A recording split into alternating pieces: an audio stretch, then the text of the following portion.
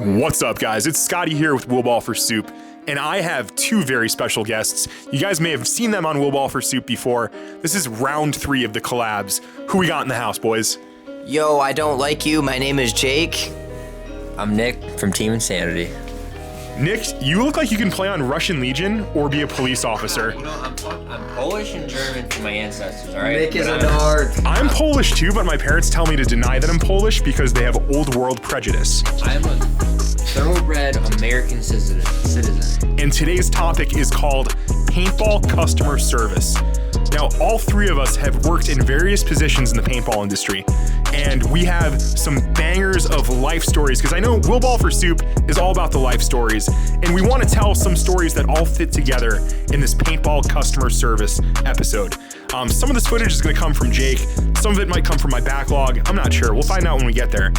Alright guys, it's Jake up in this. Yo, what's up guys? It's Jake, and today I'm telling you one of my favorite stories that happened at a field that I'm not going to mention. So, one of the fields that I worked at the time, it was super funny. So we had this party of like 15-ish people, and what ended up happening is they were not listening at all during the orientation. They wanted to kind of, if you will, Can't fucking say that. on the prices. And we basically said, look, this isn't a pawn shop. This is a paintball field. So it is what it is. You don't throw a fit. And when we took them into the orientation room, they were just not listening. They were all yelling and being dumb and stupid. So that's perfectly fine. They didn't listen to anything in the orientation. So when they got out onto the field and they actually started playing, after the game was over, one dude ripped his mask off of his face while he was on the field when everyone still had their barrel covers off, and football spiked it down onto the ground like Rob Gronkowski from the New England Patriots. After that, like 5 or 6 other people lifted up their masks.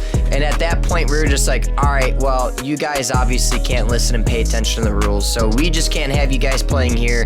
You broke one of our masks. You guys are shooting each other without your masks on. So this just can't happen. So that was the end of their paintball experience for that day. We have what's called Paintball USA tickets, and they basically take your total. So like a $50 total becomes $22. You just have to buy a bag of paint and you pay for your all-day air, and it's $21.72. So with that, man, $21.72, some people ask us, could we just buy a case and everyone plays for free? No, sir, it's $21.72. But you say you can sell a case for $50, but yes, but you have a coupon that's a 50% off coupon, and you're trying to bargain me down after that coupon? That's unacceptable. Alright guys, hey, it's Nick here from Team Insanity. It's been a long time since I've actually gotten on the camera or behind the camera for audio. So I'm gonna tell my story when I was reffing in an undisclosed location, kind of like Jake said. There's no correlation between the two. And so I'm out there reffing, you know, it's a private party. There's about 20 people, 10 on each side. Some guy was playing, he got shot, and I called him out, and he didn't believe me, so he started yelling back at me, and I told him it's right on his mask. So what does this guy do? He takes his mask off, turns around and looks at it. At the same time, he's still getting shot at from the person that shot him out. So he's standing in the middle of the field, not behind a bunker, with his mask off looking at it. So I had to come sprinting across the field, and I pretty much tackled this man to the ground and covered his head, and he started flipping out like I was out there to hurt him or do something bad to him. And I was like, hey dude, you just pulled your mask off and getting shot at. You're stupid.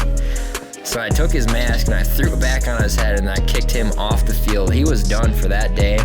All other people went up to the front. They all made a huge deal, and then they went up to the manager at the time, and they started telling him how I was a bad ref. They asked him what I did, and then he laughed in their face and pretty much told them to kick rocks without saying kick rocks. So that's what I had to say. So my paintball customer service story involves a very heated interaction between me and the parents of a 10 or 11-year-old player. One of the things that really upsets me about paintball kids is at the indoor facility here, they're throwing paint all the time against the walls. And I don't like having a messy facility, and every paint spot on the wall, I have to clean up. So maybe if I catch a kid throwing it once, I'll just be like, hey man, don't do that anymore. But this was a couple paintballs, and he was winding up like Randy Johnson, throwing these things against the wall. And there were maybe 20 people playing paintball, 10 people playing airsoft. And I had to get loud so he can hear me. We got house music on. We got a bunch of players on both sides. And I say, "Hey kid, can you stop throwing paint, please?" Like pretty forcefully, not mean, but I had to project my voice a little bit to make sure that this little shitter heard me tell him to stop throwing paint. So the kid is like, "Oh, okay," and he stops doing it. I'm like, "All right, situation solved. I got other things, I got bigger things to handle rather than this kid throwing paint." His parents, his entire family, because this was like a family affair, they kind of surround me and they say, "Hey, I don't like how you're talking to my kid." I'm like, "Well, ma'am, there's a list of rules over there on the wall, and rule 1 is don't throw paint." And that wasn't the first time I've seen him doing it. I had to nip the problem in the bud, and I had to make sure he heard me, because we got music, we got 50 people in here. That's what I had to do. And she's like, "No, you're going to apologize." I'm like, "Ma'am, I'm not going to apologize. He violated a rule, and I had to make a correction. If you have a problem with how I did it, I'm sorry, but I didn't curse at him, I didn't scream at him, I didn't touch him. I just had to correct the situation using my voice." He said, "That's not good enough, let me talk to your manager." "Ma'am, I am the manager. Let me talk to your boss." "Ma'am, my boss is not here. My boss is based out of another state. If we have an issue, we can resolve it between the two of us." She said, "Okay, I want you to apologize to him." I'm like, "All right." At this point, I'm wasting my time with these people. They're kind of the type of parents who want to shift the blame from their kid onto me. And yeah, it's Karen. It's definitely Karen. And at this point, I don't want to waste my time. I don't want to deal with this. But I also have my pride because I'm morally in the right. The kid shouldn't have been throwing the paint. But was I too nasty? No, I was just a little bit loud so he can hear me. So they bring the kid over and they're like, "Look, he's upset." I'm like, "He's not upset. He's fine. He's just stopped throwing the paint." So I'm like, "Hey buddy, I'm sorry I was a little loud, and if that startled you, that's my bad.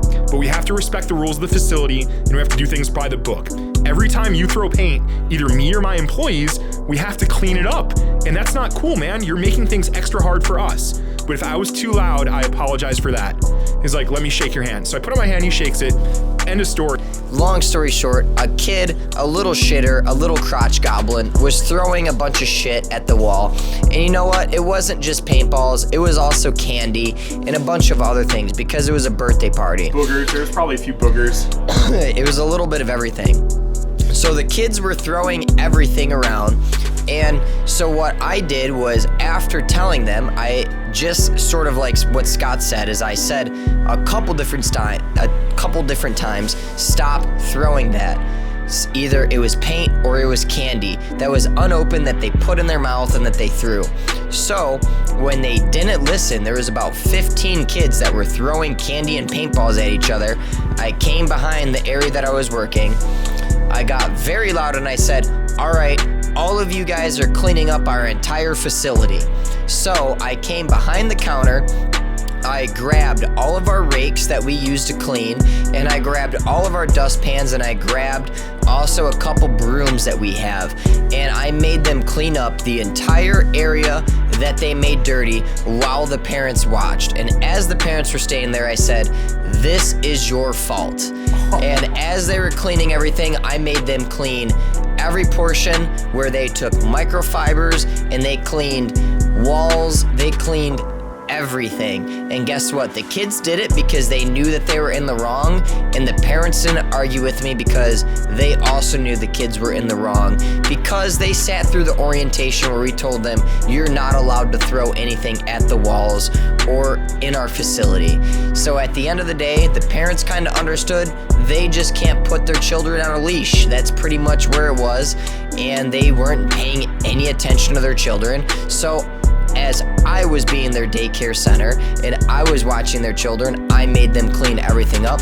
And guess what? At the end of the night, they got a little lesson out of it. They enjoyed it. I mean, I wouldn't say they would enjoy it all the way, but they definitely had a fun time still playing paintball. They didn't enjoy cleaning everything, but they definitely had a fun time playing paintball. And the parents kind of understood at the end of the day why we had them do what they did. Yo, bro, like, it's been a rough couple months, but we're getting the team back together. Yeah. Honestly, man, you've been stepping up and showing some leadership. So I have a gift for you, man. This is an AC Dallas Pro jersey. Oh, holy shit. Gifted to you from Daddy, from Will Ball for Soup. Honestly, man, you got to take care of your people, dude, and you've been stepping up. I wanted to hook you up with something dope. So I hit him up on IG, got it in the mail, and here we are. Appreciate it. Holy crap.